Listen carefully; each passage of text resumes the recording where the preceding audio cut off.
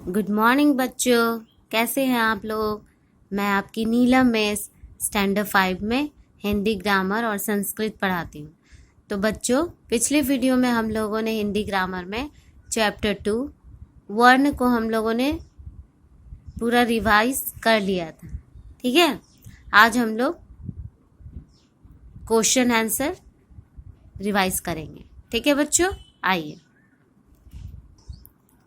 आइए बच्चों देखते हैं। सबसे पहले आप लोग चैप्टर 2 लिखिएगा, फिर अपना चैप्टर का नाम वर्ण। ठीक है। प्रश्न 1, वर्ण किसे कहते हैं? प्रश्नवाचक चिन्ह। इसे कितने भागों में बांटा गया है? उत्तर, भाषा की सबसे छोटी इकाई जिसके टुकड़े नहीं किए जा सकते अल्पविराम उसे वर्ण कहते हैं पूर्णविराम।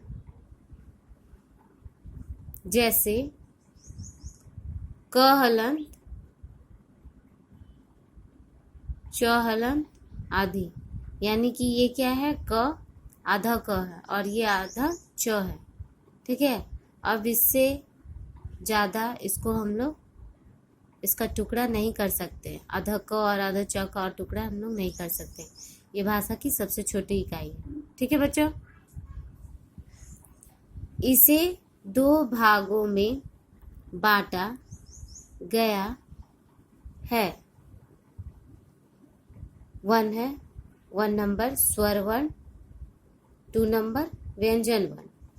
ठीक है बच्चों। प्रश्न 2 है, स्वर वर्ण किसे कहते हैं? प्रश्नवाचक चिन्ह। उदाहरण दे। उत्तर, जिन वर्णों का उच्चारण बिना किसी सहायता के हो अल्पविराम उसे स्वर वर्ण कहते हैं पूर्णविराम। जैसे अ से औ तक आदि। ठीक है।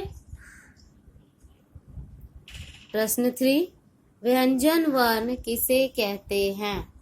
प्रश्नवाचक चिन्ह। उदाहरण दें। उत्तर, जिन वर्णों के उच्चारण में स्वर की सहायता ली जाती है अल्पविराम उन्हें व्यंजन वर्ण कहते हैं पूर्णविराम। जैसे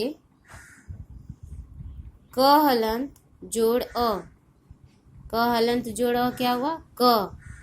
इसमें स्वर का उच्चारण हुआ ना, क अ का अ स्वर है, अ का उच्चारण हुआ लास्ट में, तो यहाँ पे स्वर की सहायता ली जा रही है, तो उसको हम लोग क्या बोलेंगे? व्यंजन वर्ण। ठीक है।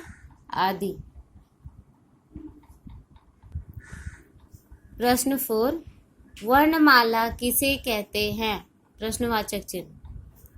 उत्तर, वर्णों के व्यवस्थित समूह को वर्णमाला कहते हैं पूर्णविराम।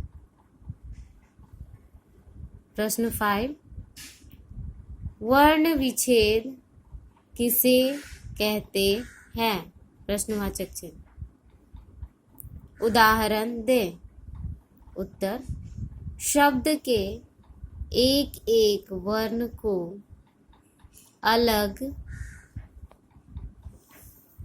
अलग लिखना वर्ण विच्छेद कहलाता है।